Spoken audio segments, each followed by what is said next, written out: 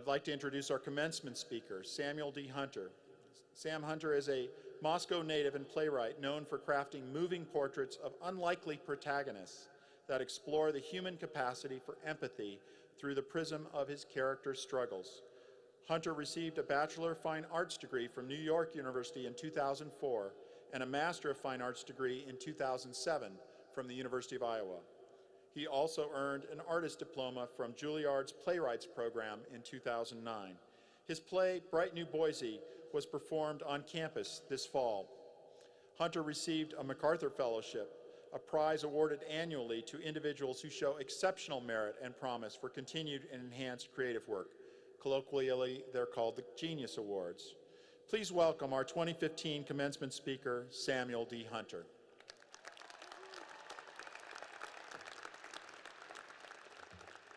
Good morning. To the President, the Board of Regents, and faculty, thank you so much for having me here today.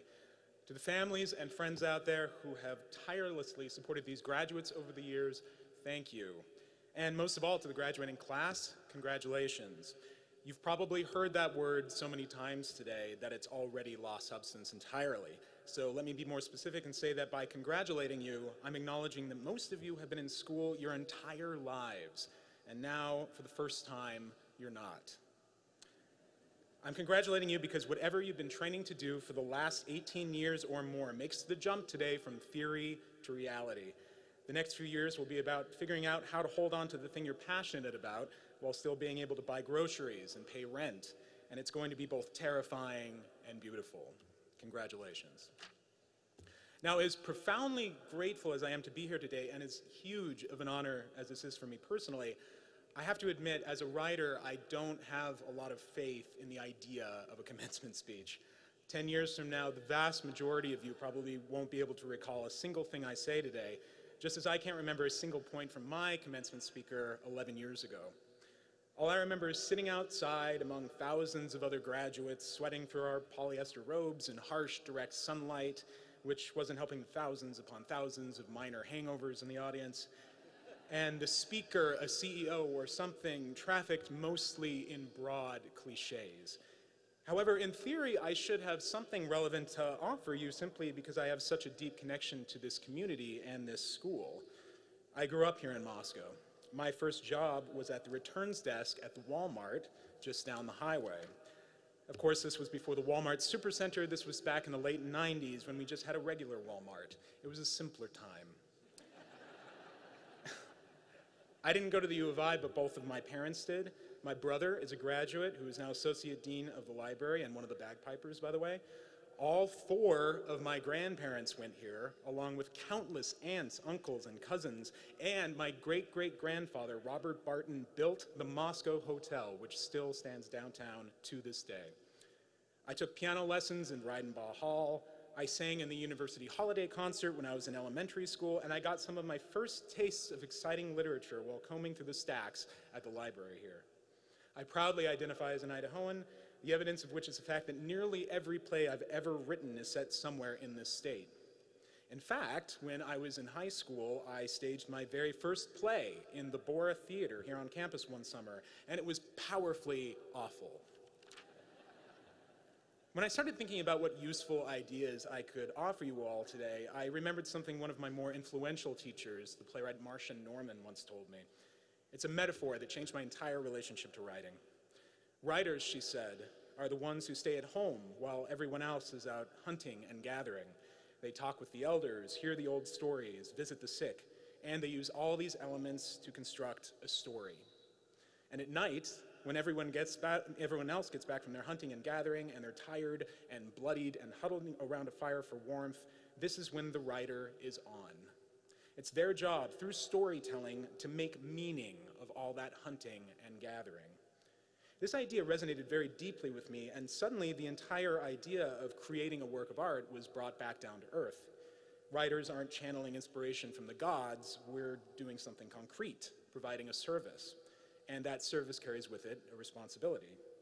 From then on, my plays became at once more grounded and more human. I stopped trying to be a mind-blowing artist and started trying to do what I should have done in the first place, make meaning of the seemingly meaningless. Now, I realize that the word meaning itself is a bit flabby and imprecise, but I suppose by saying meaning, I'm referring to those times that we're able to better understand our individual role in society, why we are doing what we went to a university to learn how to do. It's the kind of meaning that compels us to make battlefields into national landmarks, to try to make sense and purpose of all that pain and suffering rather than just pave it over and forget. It's the kind of meaning that made someone erect a sign on Highway 95 about 3 hours south of here that reads, "The 45th parallel, halfway between the equator and the North Pole." It's a reminder of the greater context, the dot on a baffling map of the universe that reassures us, you are here. In short, meaning is the great big why of all that hunting and gathering. And in a certain sense, this is the kind of meaning that today's ceremony is supposed to offer you. We're all here to bring sense and purpose to the years you've spent at this university, organize the chaos, maybe offer a few bits of advice going forward. On that point, I suppose the most important piece I have is the broadest cliche of them all: be kind. I know how stupid this sounds. I'd be rolling my eyes too, but like many broad cliches, it awkwardly points to a greater truth. Pragmatically, it will help you in your career. Today's intern is tomorrow's president, and I don't know about all of you, but I have a pretty specific memory of those who treated me poorly as I was coming up, and I definitely don't intend to work with any of them in the future. But there's something more complicated about kindness, something about having empathy for people who are different than you, and perhaps more importantly, not assuming your own precious worldview is the be-all and end-all of human knowledge. Statistically speaking, it most likely isn't. I know this just sounds like garden variety relativism, that there is no absolute truth in the world. We're all just monkeys clacking away on our respective typewriters. But I'm not saying that absolute truth doesn't exist. I'm just saying that to find it, you're probably going to have to put in the work. And most of that work will involve widening your perspective, which means having empathy for those who are different than you. And to accomplish that in a genuine way, you're going to have to, here it comes, be kind. That, of course, is just one drop in the vast sea of advice that you will at times find yourself drowning in the next decade or so. And most likely, none of it will answer the larger questions that gnaw on your soul and intellect at night. In 2004, I received my bachelor's degree, and I can report 11 years later, the existential doubt I struggled with in high school and college, the doubt I'm sure many of you are struggling with right now, hasn't really gone away. It's just sort of lost its ear-shattering intensity after time, having been quietly folded into my daily routine and my plays. And if you're anything like me, people who care about you have already tried to make meaning of your life for you, perhaps many times. They've recognized your doubt and your struggle, and they've pulled a jar of their own preserved meaning off their shelves and offered it to you, probably with the best of intentions. But you will likely find that these canned answers to your larger questions will be satiating in the short term, but will leave you hungry as the decades roll by.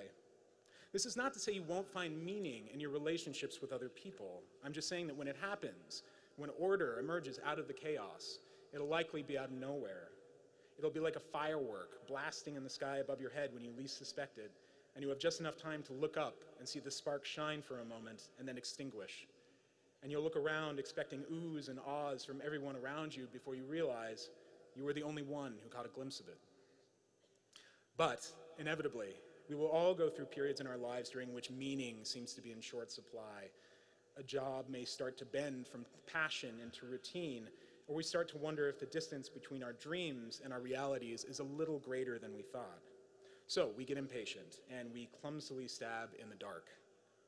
I mentioned before that when I was in high school, my first play was performed here on campus, and that it was terrible. Allow me to be more specific. It was titled Sixth Armageddon. It was about a heroin addict and a poet.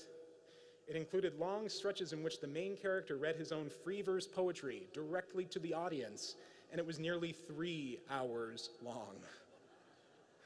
It was very painful to write that and admit that to you, by the way.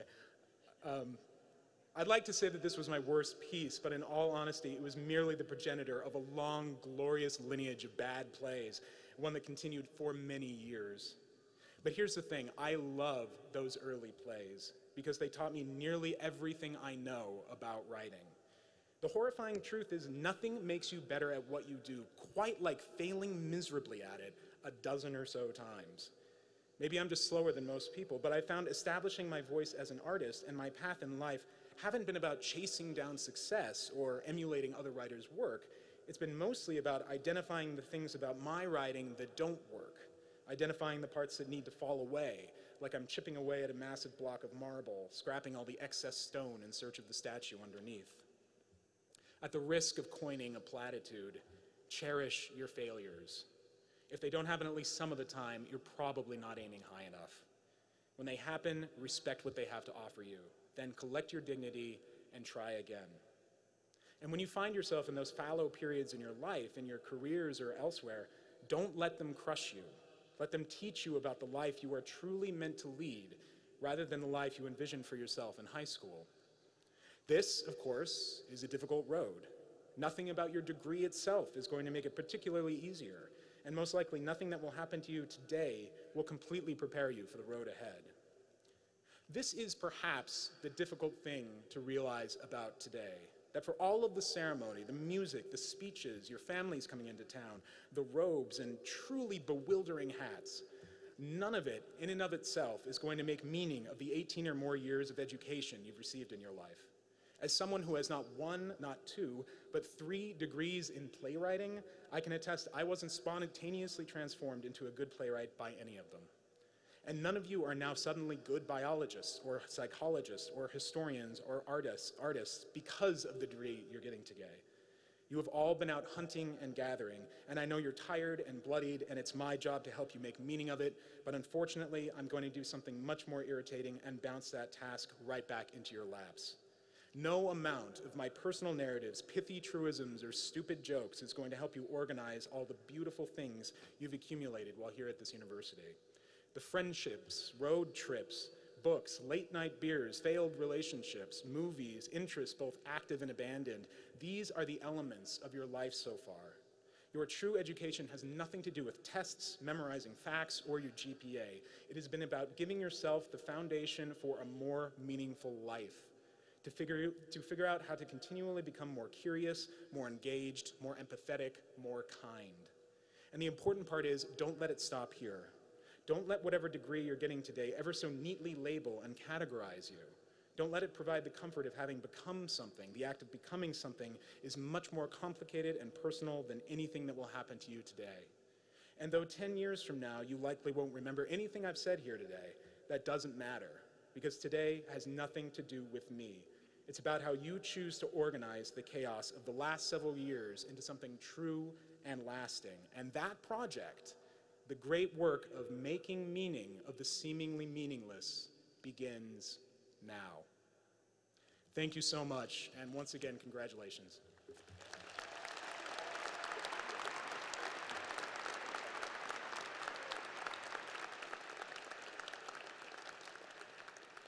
Thank you so much. And Sam, could you come back up? It's great to give stage directions to a playwright.